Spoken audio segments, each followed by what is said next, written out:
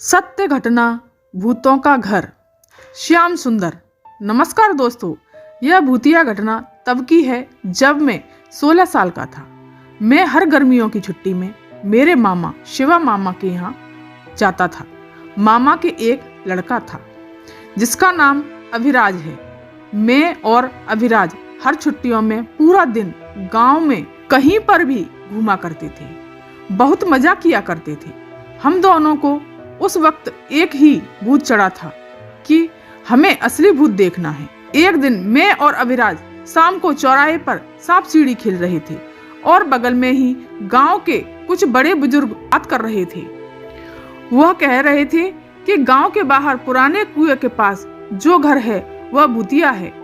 वहां पर दिन दहाड़े भी लोग भूत प्रेतों के अनुभव करते हैं, क्योंकि उस घर में 8 साल पहले हमारे गांव में नए आए हुए थे।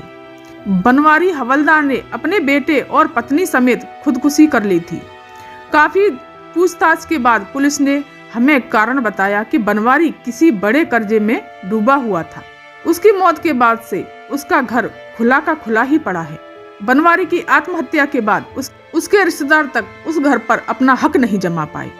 उसके रिश्तेदार कहते हैं उन्होंने वह घर 5 बार किराए पर चढ़ाया था, पर दोनों किराएदार ये बोलकर भाग गए कि उस घर में उन्हें एक आदमी, औरत और लड़के की प्रेत आत्मा रहने नहीं देती है। वह 3 आत्माएं न उन्हें खाने देती हैं, न उन्हें ठीक से सोने देती हैं। आखिरी वाला किराएदार तो दिन में ही भाग गया था। जाते जाते उसको आसपास के लोगों ने पूछा था, क्या हुआ भैया, कि इस घर में दिन दहाड़े डरावनी आत्माएं घूमती हैं।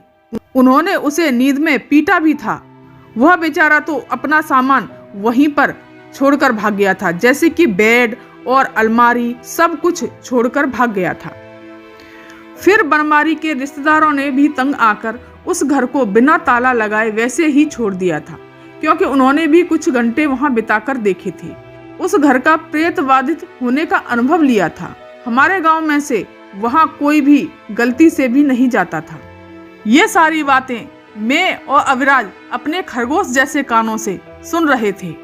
फिर दूसरे ही दिन दोपहर सबको चकमा देकर हम दोनों उसी प्रेत बाधित घर में पहुंच गए थे। मुझे आज भी याद है, उस घर की सारी खिड़कियां टूट चुकी थी। पूरे फर्श पर धूल मिट्टी की परत जम गई थी।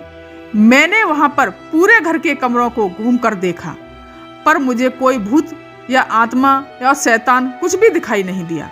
मेरे पूरे घर देखने तक अविराज उस भूतिया घर में खिड़की पर बैठकर उस हवलदार को उसके नाम से चिढ़ा रहा था। बाद में मैं उसके बाजू में जाकर बैठ गया।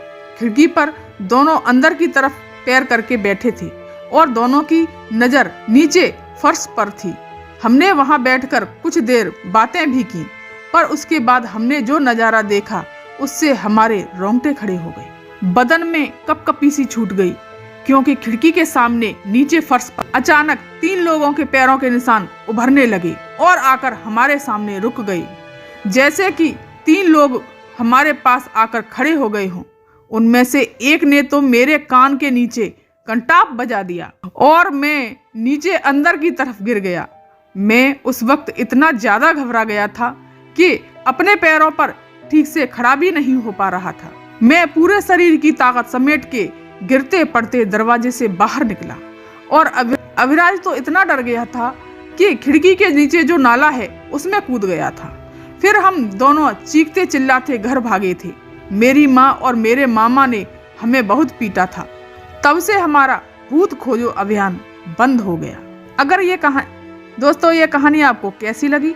अगर पसंद आई हो तो लाइक कीजिए, शेयर कीजिए और सब्सक्राइब कीजिए। धन्यवाद।